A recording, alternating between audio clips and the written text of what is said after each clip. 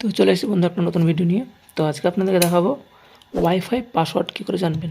এখানে যেমন আমার ওয়াইফাই কানেক্ট করা আছে, ওয়াইফাইটার পাসওয়ার্ড আমি কী করে জানবো। প্রথমে আপনি ক্লিক করবেন উইন্ডো প্লাস আর একসঙ্গে, তারপর এরকম একটা ইন্টারফেস আসবে। তারপর এখানে ক্লিক করবেন ncpa.cpl, তারপর এন্টার ক্লিক করবেন। এন্টার করার পর কিছুক্ষণ পর একটা এরকম ইন্টারফেস আসবে। তখন আপনাকে ওয়াইফাইয়ে গিয়ে রাইট ক্লিক করতে হবে, তারপর স্ট্যাটাসে যেতে হবে।